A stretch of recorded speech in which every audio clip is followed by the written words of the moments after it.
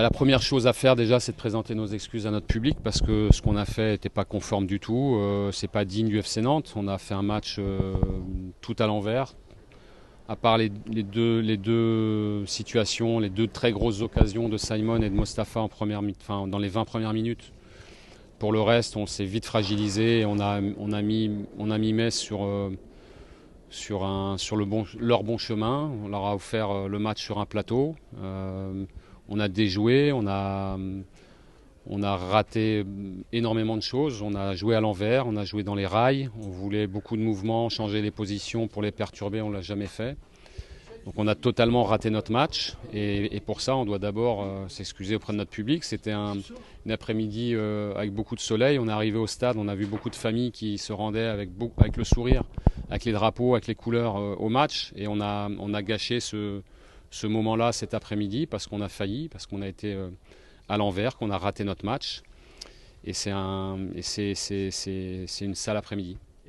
Faut toujours mettre les joueurs dans leurs repères, qui gardent leurs repères. On était sur plusieurs matchs avec beaucoup de cohérence, y compris de la cohérence sur les matchs perdus ici contre Lens et contre Paris, contre deux adversaires forts. Après, on ne peut pas sans arrêt faire le yo-yo. Vous savez, quand on est entraîneur, la grosse partie de notre travail, c'est de mettre les joueurs dans une structure où ils se sentent bien, où ils ont des repères. Et là-dessus, on y est. Mais je ne crois pas du tout que le débat se soit aujourd'hui sur l'aspect tactique, structure. On a changé 3 fois de structure en deuxième mi-temps, ça n'a eu aucun effet, il n'y a rien eu. Il n'y a même pas eu un sursaut, même pas un sursaut d'orgueil. On est passé à travers notre match et je pense que on a très mal géré cet événement qui était... peut-être qu'on peut mettre Metz à 11 points.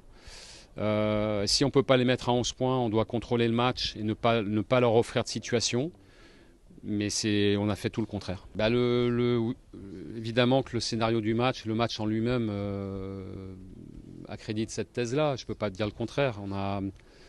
On voulait contrôler le match sans s'exposer parce que Metz maîtrise presque exclusivement cette situation-là, le déséquilibre de l'adversaire et puis les transitions sur des deuxièmes ballons. Il le maîtrise parfaitement. On voulait éviter ça, mais en voulant éviter ça, on a joué petit bras, on a joué dans les rails, on ne s'est jamais lâché. Au contraire, même quand on a tenté, on a été très pauvre techniquement et c'est pas du tout conforme à ce qu'on veut faire, bien sûr. Comme on faisait pas tout à fait ce qu'on voulait, on a juste corrigé les positions et les sorties pour sortir un peu plus avec nos milieux sur les côtés, là où Metz met moins de densité, en se disant on repart sur cette structure-là avec des aménagements et puis très vite on modifiera si ça ne va pas. On a vu très vite que ça allait pas et donc on a préparé les changements. Et malheureusement, les changements, ils ont lieu en tout cas, la préparation des changements est décidée.